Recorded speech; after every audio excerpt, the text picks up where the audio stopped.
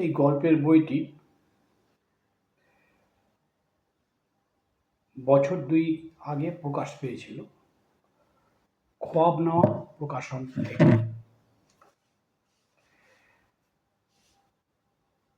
আপনাদের অনেকেরই মনে আছে ৬ই ডিসেম্বর ১৯৯২ সন বাবরি মসজিদ ভাঙা হয়েছিল খুব উৎসাহের সঙ্গে।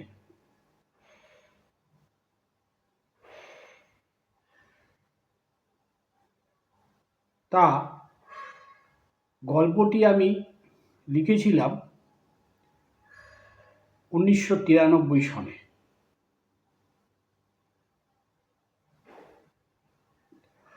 কলকাতা শহরেও একটা দাঙ্গার মতন পরিস্থিতি তৈরি হয়েছিল। তখন আমি চাকরি করি, কারফিউর মতন অবস্থা কলকাতা শহরে, অফিস থেকে পাস দিয়েছিল। আমি সাইকেল চালিয়ে এই টালিগঞ্জ থেকে মানে হরিদেবপুর থেকে আমি শিয়ালদায় আসতাম। বুক পকেটে থাকতো অফিসের পাস। এই গল্পটি বেরিয়েছিল যুগান্তর পত্রিকায় রবিবারের পাতায়।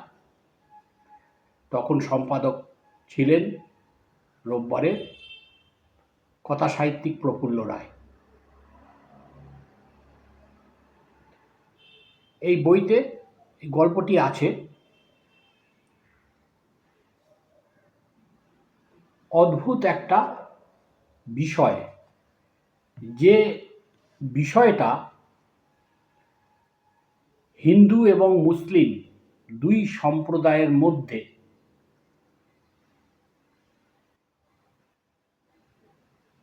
রক্তে বহমান। এর ওপর ভিত্তি করে এই গল্পটি লেখা। আপনারা মনোযোগ দিয়ে শুনতে পারেন। গল্পের নাম জানালার বাইরে। আজ কদিন হলো তিতলির স্কুল যাওয়া বন্ধ। শুধু স্কুল কেন, এই শহরের সমস্ত কিছুই যেন স্তব্ধ হয়ে গেছে মুহূর্তে। দোকানের ঝাঁপ থেকে শুরু করে মানুষের হাঁকডাক, কথাবার্তাও, এমনকি পাখিরাও বুঝি ডাকতে ভুলে গেছে এই কদিন। রাস্তার পাশেই বাড়ি, সেই বাড়ির জানলা দিয়ে চোখ রাখলেই দেখা যায় যানবাহনের যাতায়াত। কিন্তু আজ কদিন হলো তাও নেই। ঠাটা রোদ্দুরে কালো পিচের রাস্তাটা যেন খোলা তরবারির মতো ঝাঁ চকচক করছে। বেশিক্ষণ চোখ রাখা যায় না, চোখ জ্বালা জ্বালা করে, চোখে জল আসে। তিতলি পর্দা সরিয়ে দেখতে যায় আজও কি গত কয়েকদিনের মতো সব কিছু স্তব্ধ হয়ে আছে।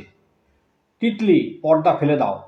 বলতে বলতে মা ভেতর ঘর থেকে হন্তদন্ত হয়ে ছুটে আসে আর জানলার দুটো পাল্লাই ঠাস করে নিমেষে বন্ধ করে আবারও চলে যায় এবং বলে, জানলা একদম খুলবে না। কেন মা? সেই জবাব তোমাকে দেব না, যা বলছি তাই শোনো। মা রাগত স্বরে বলেই হনন করে রান্নাঘরে চলে যায়। তিতলি মায়ের চলে যাওয়া দেখতে দেখতেই আবার জানলার কাছে যায়।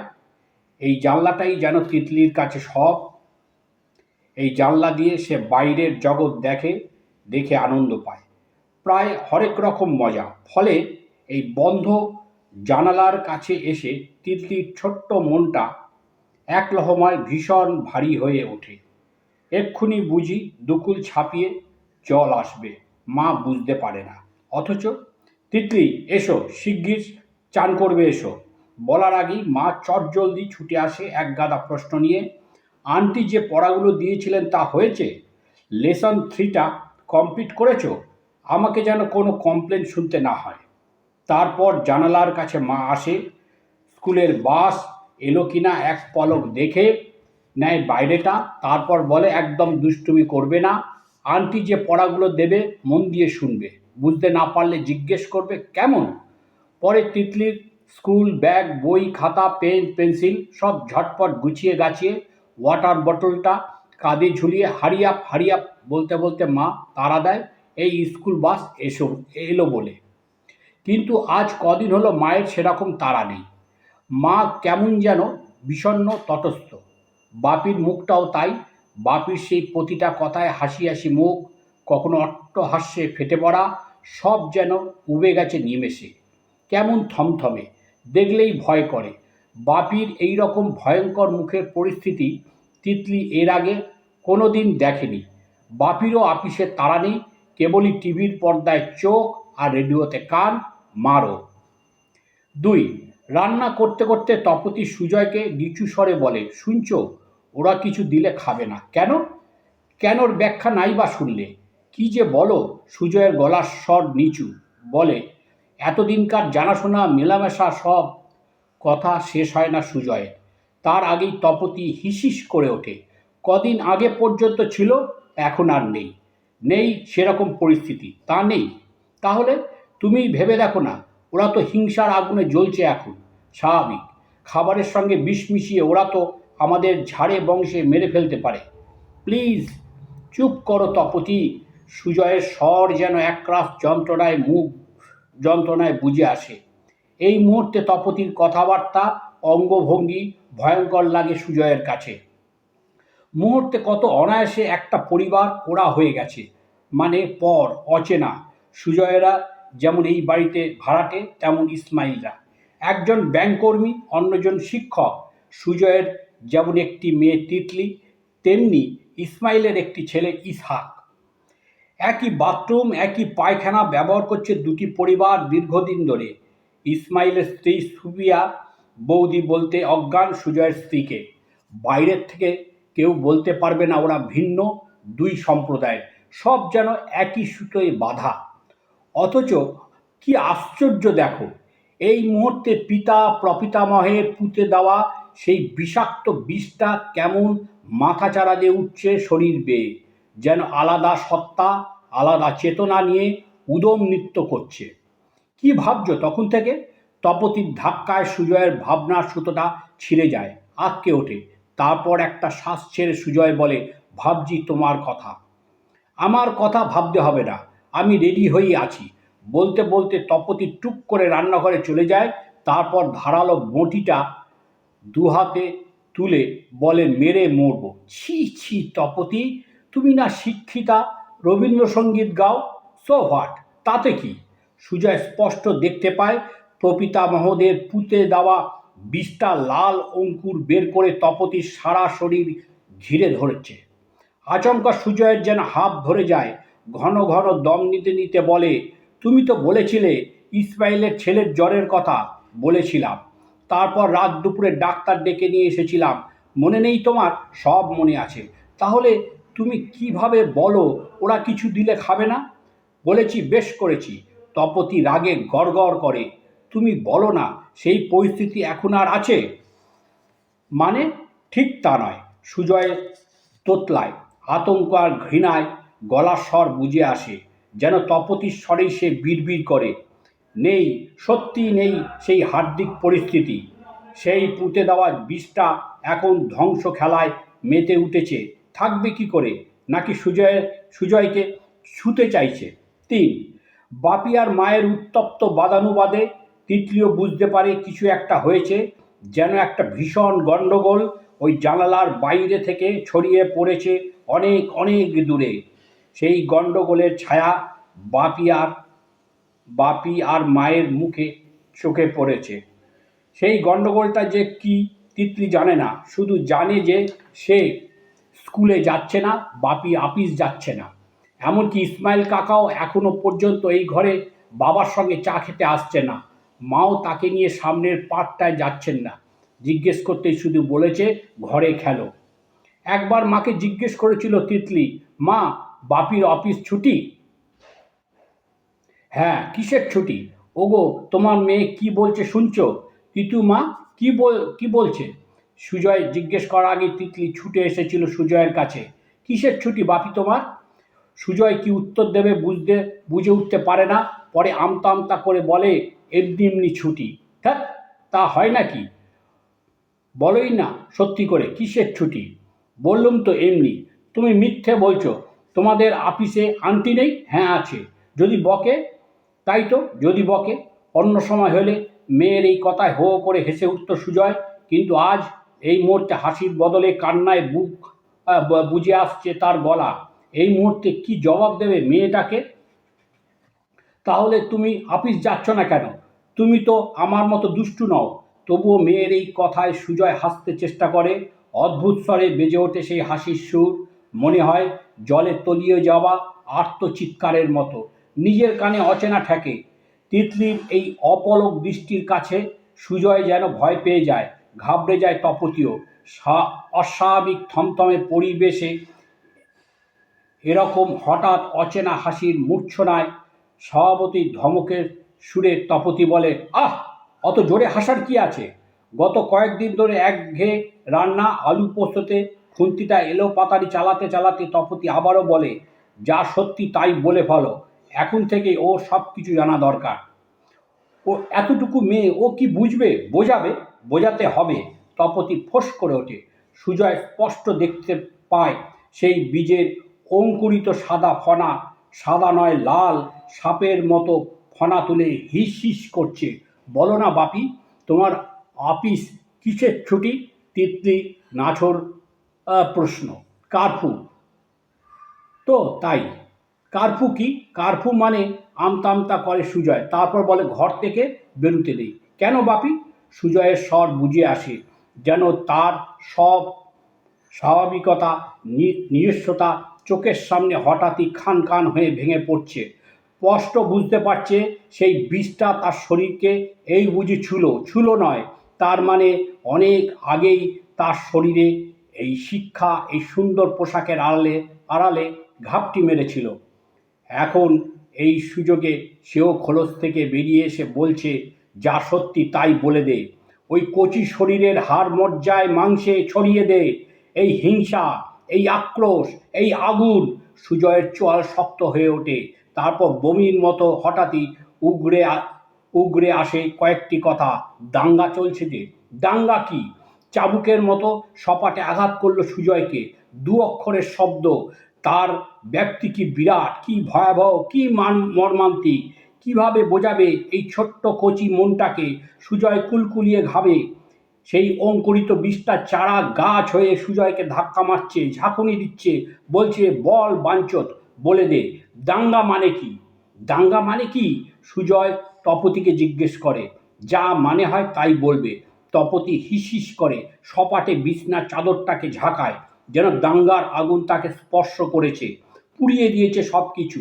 বলো না বাপি, দাঙ্গা মানে কি? তিতলি বাপির কোমর দু হাতের বেড়ে ঝাঁকাতে চেষ্টা করে। একদল মানুষ আরেকদল মানুষকে মারে, ঘর ভারী পুড়িয়ে দেয়। কথা শেষ করতে দেয় না সুজয়কে। তার আগেই কচি ঠোঁটের ফাঁক দিয়ে বিদ্যুৎ ঝলকের মতো একটা শব্দ বেরিয়ে আসে, কেন? সুজয়ের অবস্থা বাজ পড়া গাছের মতো। তিতলির প্রশ্নবাণে ঝলসে গেছে শরীর। কি জবাব দেবে সুজয়? কেন মানুষকে মানুষ মারে? বোবা দৃষ্টিতে তপতিকে খোঁজে, দেখে ঘরের দরজায় ইসমাইল দাঁড়িয়ে। তাকেও বুঝি এইভাবে ব্যথিত হতে হয়েছে। ইসমাইল কাছে আসতেই সুজয় জড়িয়ে ধরে। শুধু বোবা কান্না, দুজনার চোখে জল হয়ে দোল খায়। সেই সময়টা কথা মনে আছে। তখন রাস্তায় দেখেছিলাম শ্রদ্ধেয় সাংবাদিক গৌরকিশোর ঘোষকে ঘুরতে।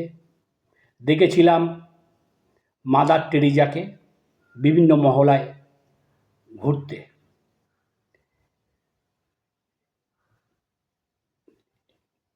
এই যখন পরিস্থিতি, সেই পরিস্থিতির পরিবর্তন হয়নি। পশ্চিমবঙ্গের এই কালচার ছিল না, কিন্তু এই জোড়া ফুলের আমলে এর ব্যাপ্তি ঘটেছে। পদ্ম ফুলও ধর্ম নিয়ে রাজনীতিতে এসেছে জোড়া ফুলের হাত ধরে এই বাংলায়। এই বাংলার আমি একজন সামান্যতম নাগরিক হিসেবে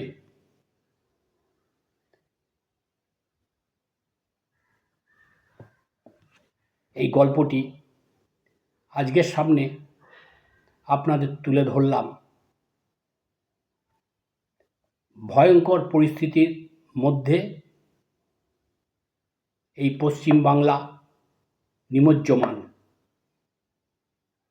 আসুন আমরা সবাই, লেখক, শিল্পী, কবি, যে যেমন, কৃষক, শ্রমিক, নিম্নবিত্ত, প্রান্তিক মানুষ, আসুন আমরা বাংলাকে বাঁচাবো, এই প্রতিজ্ঞা করি।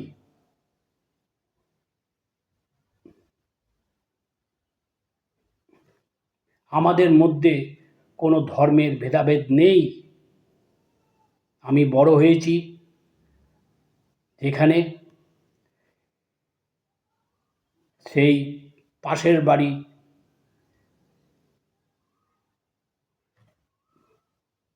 প্রচুর মুসলমান বসতি ছিল, তারা আমাদের বাড়িতে আসতো।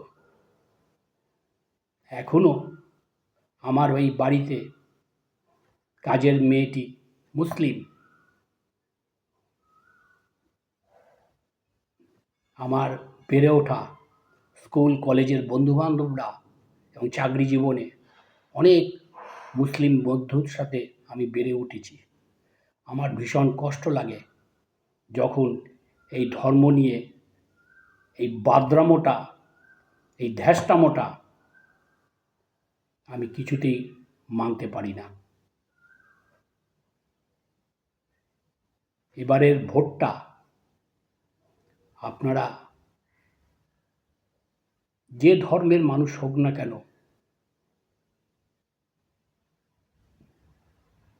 ভেবে চিনতে দেবেন। চাকরি নেই, সব জায়গায় সিভিক ভলেন্টিয়ারের মতন মানুষ ঘুরে বেড়াচ্ছে। একবার স্টেশনের প্ল্যাটফর্মে এসে দাঁড়াবেন, পিঠে ব্যাগ নিয়ে শিক্ষিত ছেলেমেয়েরা 8-10 হাজার বেতনে চাকরি করছে, তাও নিশ্চয়তা নেই। চতুর্দিকে দুর্নীতি।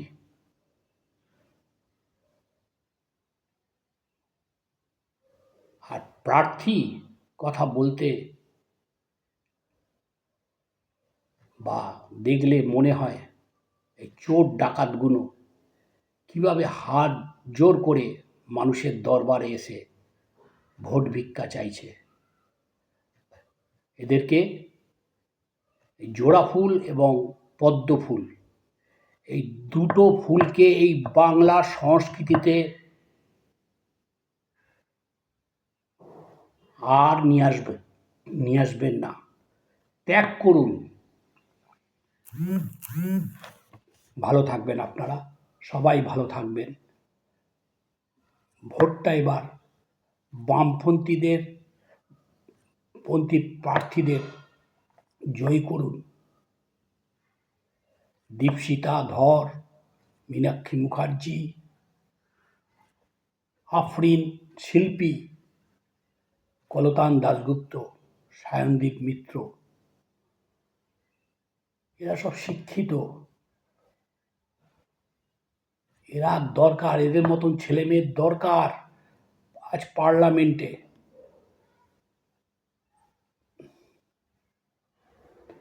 বিধানসভায় এদেরকে দরকার। এরা অন্তত নিম্ন শ্রেণী মানুষের কথা বলবে। এরা সব শিক্ষিত। এই যুবাদের পাশে দাঁড়ান। আমার একটাই কথাই, যুবাদের পাশে দাঁড়ান। ভালো থাকবেন আপনারা। আর আমার এই গল্পটা মন দিয়ে শুনবেন। ভালো লাগলে নিশ্চয়ই মতামত দেবেন। ভালো থাকুন আপনারা, ভালো থাকার পরিবেশ তৈরি করুন।